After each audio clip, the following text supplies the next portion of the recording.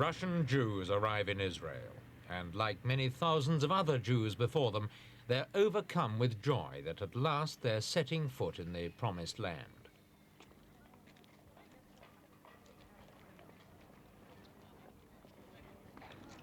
They're warmly welcomed by friends and relatives, of course, but the state too extends a warm welcome, for many of them are bringing skills and knowledge which Israel's glad to use. With government help in housing and jobs and generous personal tax concessions, most of them will soon find their place in Israeli society.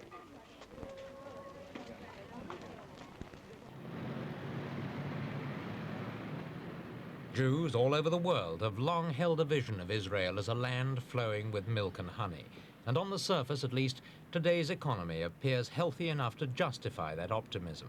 There's full employment, plenty of goods in the shops, and people with money to spend.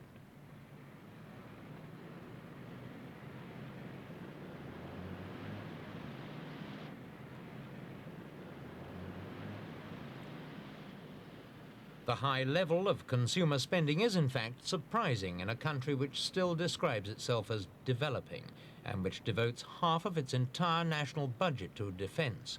With salaries fairly modest by Western standards and taxation the highest in the world, Israel's big spenders appear to be the sizable minority of people who've taken second jobs in areas where the taxman is not active, and also the highly skilled immigrants from Western countries who are receiving good salaries and paying no tax.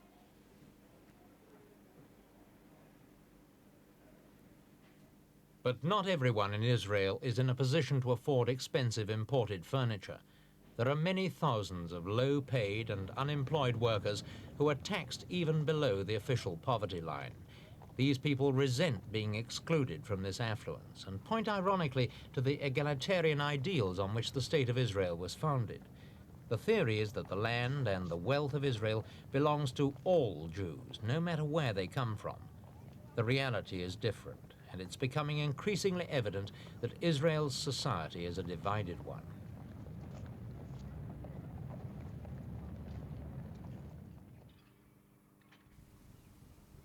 A tower block in downtown Tel Aviv, a symbol of Israeli prosperity, and in its shadow, a slum. Two sorts of housing for two sorts of Jew. These are the poor areas of Tel Aviv, inhabited mainly by the Sephardic or Oriental Jews, who immigrated in their thousands from North Africa and Asia in the early 1950s. They came immediately after the Israeli parliament passed its historic law of return, which gave every Jew in the world the right to enter Israel. Today, the Orientals comprise 60% of the population, but compared with the Ashkanazi Jews who came from North America, Europe and Russia, they're definitely the have-nots of Israeli society. In the 1950s, Israeli resources were severely stretched, and the accommodation that was provided for the immigrants, although better than anything the Orientals had ever had before, left no room for family expansion and inevitably deteriorated into slums.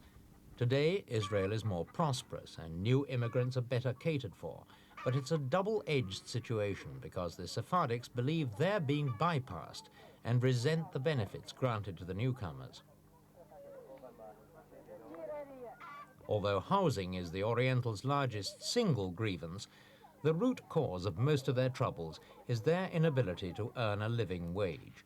Since its foundation in 1948, Israel has developed rapidly along Western economic lines, and so Orientals coming from backward countries haven't had the right skills or knowledge to make progress in this kind of society. Inevitably, they've had to accept the humblest jobs, and the combination of low wages and large families has meant overcrowded slum living.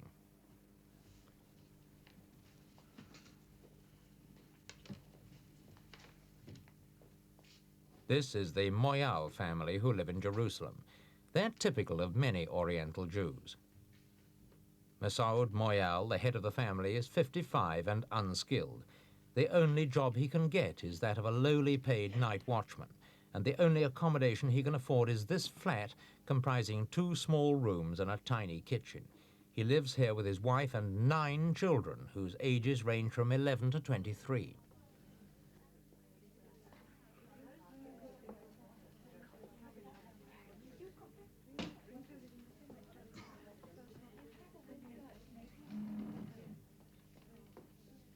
But bad as the Moyal's conditions are, by some standards they're well off.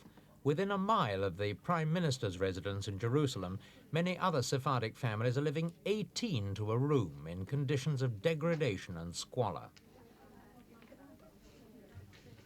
Social workers in Israel point out that 92% of Jewish families with 4 children or more are of Sephardic origin, and they blame large families as the main cause of poverty in this sector of the population.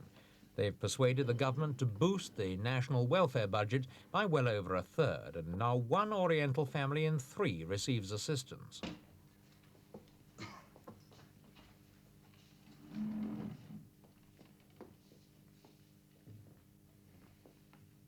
With so much poverty and overcrowding, there are inevitably plenty of social problems in the slum areas. The children, forced to play in the streets because there's no room at home, run the risk of being led into a life of crime through association with any one of the city's 30 street gangs.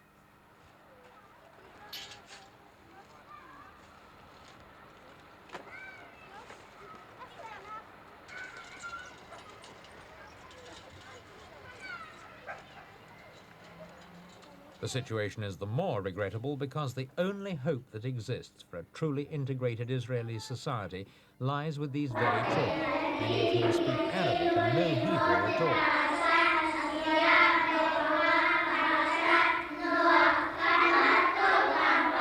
Somehow the schools must succeed in weaning the children away from the backward influence of their parents, if the 2 communities are ever to be properly integrated. But there are also serious obstacles here. Officially, there's no segregation in Israeli schools, but in practice, schools in poor areas like this are shunned by the well-to-do, thus creating social divisions at a very early stage.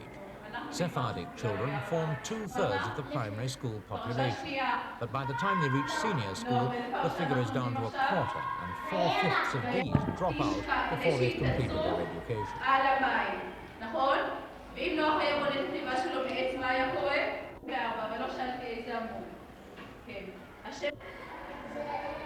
In some areas, the situation is much worse than in others. Social workers reveal that at least 5,000 of the dropouts are Sephardic girls under 12 working as prostitutes. These and many other social problems of the Oriental Jews are the concern of the Sephardic Jewish Council, a moderate political pressure group and welfare organization with its headquarters in Jerusalem.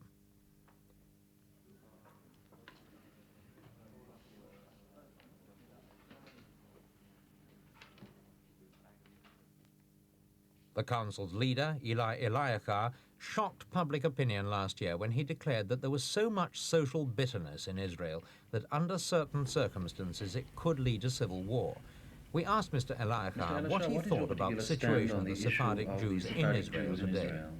I do not want to be a Sephardi. I do not want to be an Ashkenazi. My problem is to be a Jew and an Israeli, and this is our cause. How would you describe the conditions of Sephardic Jews in Israel now? Very dangerous, because we are the majority, probably 60% of the total population, but we are not enjoying equal opportunities in every field. What is your main grievance, the lack of economic opportunity or the lack of political representation? I should say both. Economically, education, cultural, and political representation. I would call it participation, which does not exist. What is the mood of Israel's Sephardic Jews? Are they desperate, angry, or are they merely bitter? They are both frustrated and very bitter. What kind of discrimination?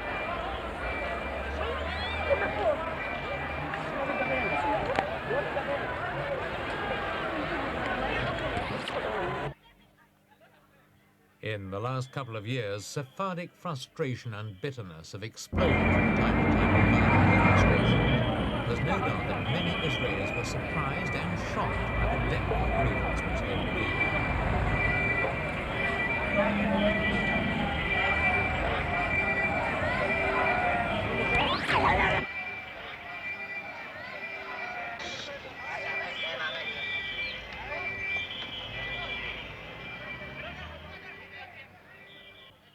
At this particular demonstration held last May, 30 people were injured and 56 arrested. There have been other demonstrations before, and there have been others since, but this was the worst of its kind, and it's not been forgotten.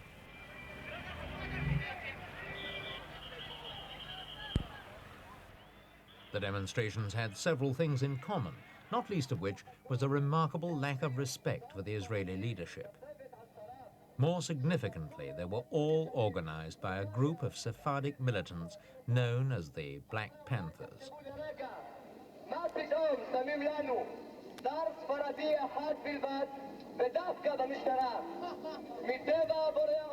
The original Black Panthers are, of course, black American militants whose clashes with the police have frequently ended in shooting matches and occasionally death. The Israeli Panthers claim they're not deliberately modeled on the American group and say the main reason they took their name was to shock the Israeli public and thus gain attention for their cause. In that, they've certainly succeeded.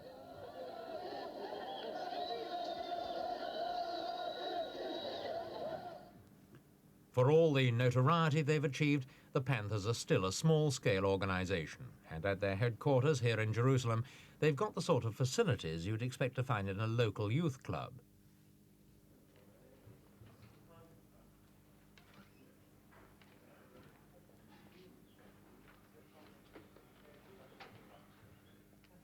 The Panthers' decision to use the name and the symbol of the Negro militants is particularly offensive to many Israelis because the Americans are considered, in Israel at least, to be anti-Semitic. Characteristically, the Jerusalem Panthers claim they were completely unaware of this.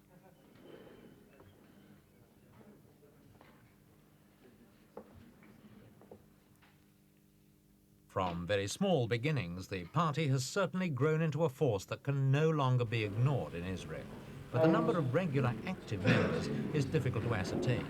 The Panthers themselves claim 3,000 members. Estimates from outside the party have put its effective strength at nearer 300.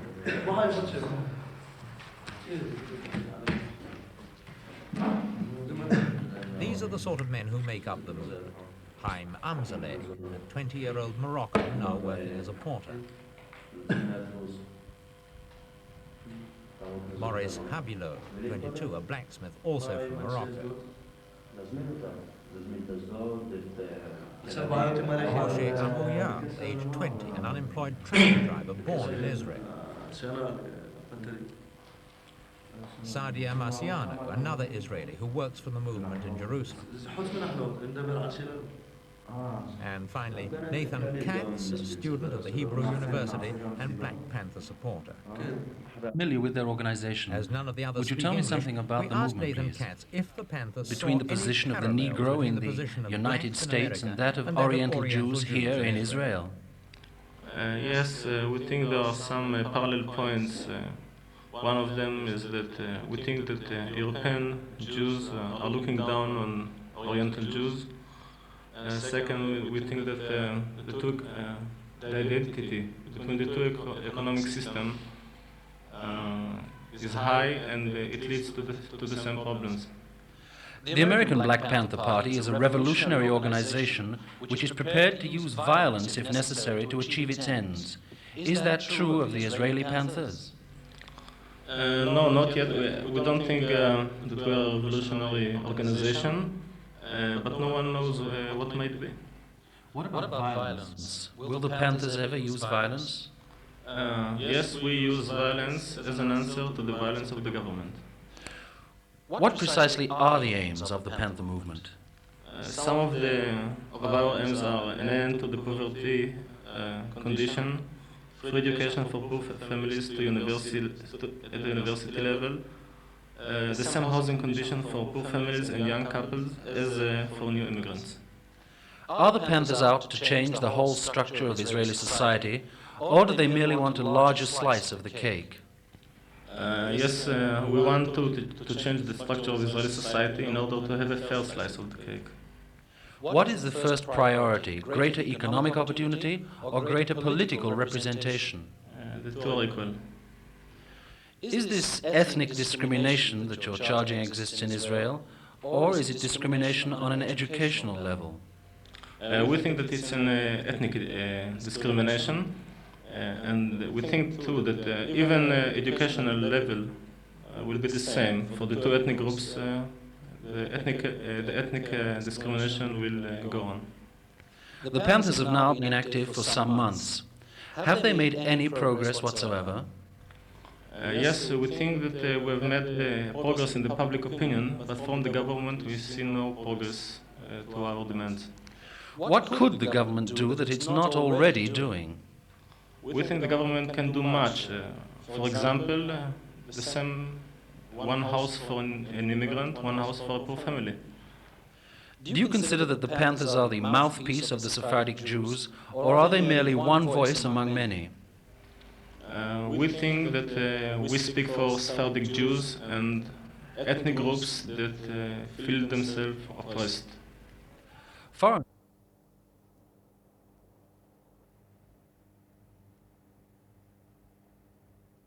Some Israelis feel that even though the Panthers may have some genuine grievances to complain about, they should realize that they're acting against the national interest. I'm surprised that a strong protest movement such as the Panthers can exist in Israel, a beleaguered nation surrounded by enemies. Do you feel that there's any sort of betrayal in their protest, that they're setting Jew against Jew at a time when the threat from outside is still very real? No, we think that we are Jews as all, and we think that one of our aims is to warn the state from the dangerous situation that exists for the last 20 years and what can happen from it. Some people think that the emergence of the Panthers was only possible due to months of admittedly rather shaky peace Israel has enjoyed since the ceasefire, and if the military situation worsens, the party would have most of the wind taken from its sails. What do you say to that? We think that the ceasefire in the canal was a powerful condition for beginning our protest. But we think that the cause of our protest is the accumulation of the problem through the last 20 years and the very strong increase in the problem for the last 4 or 3 years after the war. Thank you very much. In their own eyes, at least, the Panthers have become the mouthpiece for all Oriental Jews. Black Panthers. How does the rest of Are the they in any Sephardic way a community mouthpiece see for the Sephardic Jews? They could not be a mouthpiece, but they certainly have raised the problem on the surface and done a very good job by bringing forth the acuteness of the gravity of these conditions prevailing in Israel. Do you agree with the measures taken recently by the Black Panthers to bring their case towards the public light? Yes, provided they do not have any action that is illegal. Within the legal concepts of Israel, I would say that the Panthers should continue to exist in order to raise that question everywhere so that well-wishers of Israel, Jews and non-Jews, come together to help us solve these grave problems. Does your organization have any contact with the Panthers on an administrative level? Of course, not on an administrative level. We are not Panthers ourselves. It is a very, very interesting case. It has sprung from practically the lowest strata amongst our boys. Boys, except that sometimes we probably by interference of foreign bodies, they may be doing actions that are not desirable. But otherwise, and they claim that they have never taken any action, drastic action, against the establishment except bringing forth the problem. How determined is your particular organization? Do you aim to work by persuasion alone, or do you see yourselves ever resorting to direct action? Personally, neither my colleagues nor I, who are in charge of the community in Jerusalem, and we represent at the same time the World Sephardic Federation throughout Israel, we are against force. We are for persuasion. We are for very strong means of explaining our case in every possible field. That is our attitude, and that's what we are going to carry on doing, because it is in the interest of a united Jewish people and a united Israel that we are working. Thank you very much, Mr. El. Any solution to the problems of the Sephardic Jews will be impossible without a determined effort to provide more and better housing. But on this, the government can quite justifiably point out that its ability to create new homes is not limitless, and a large proportion of those which are built have to be made available to new immigrants. Otherwise, Israel will be unable to keep its doors open to Jews from all over the world.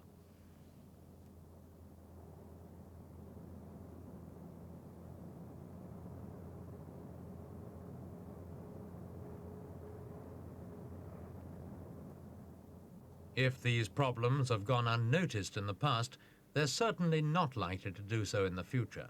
The whole question of Israel's underprivileged citizens is the increasing concern of people like Mrs. Shira Sapir, a Jerusalem social worker. Israel has a wide range of social services, catering for the old, the poor, and the young, but they've been unable to prevent the sort of inequalities in housing, jobs, and earning power of which the Sephardics now complain. How would you describe the situation of Sephardic Jews in Israel at the moment? I think that part of those families didn't find their place in our country, in spite of the fact they are living here about 20 years. We can divide their problems to some groups. The first group is that the head of the family didn't work because he is sick or he doesn't would like to work. Part of the family have no enough money to support the families. There are also some families that because they don't find their place here, they just became, they are just don't like to do anything to improve themselves or to improve their children. What needs to be done, and is this likely to be done? It wouldn't be easy to solve this problem, but we think that we are able to do something about it, and the government in the last few years trying to do something about it. I mean the problem of the children. We must help them more when they are in the first classes in the elementary school. To help their parents, to help their children to be able to continue their studying. I don't believe that we'll be able to change completely the parents, but we'll be able to cooperate with them in order to solve the problems of their children and to prevent them to be the next generation of social cases, as we call them. Some people have... The Israeli Premier, Mrs. Meir, has publicly admitted that the Sephardic Jews have a case, but she strongly rejects any suggestion of deliberate or even unconscious discrimination. What has happened, she says, is that Israel's efforts to absorb the flow of immigrants have been unable to bridge the inequalities which the immigrants brought with them. But defining the problem is one thing, solving it is quite another.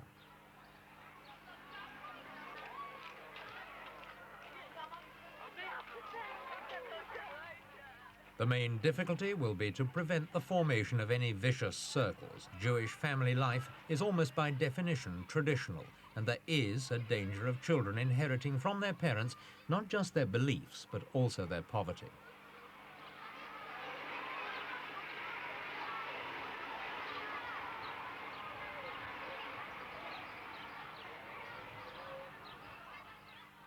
Hopefully, this new generation will see the closing of the gap between the two communities. If they don't, the division will remain as one of the most explosive issues in Israel's national life.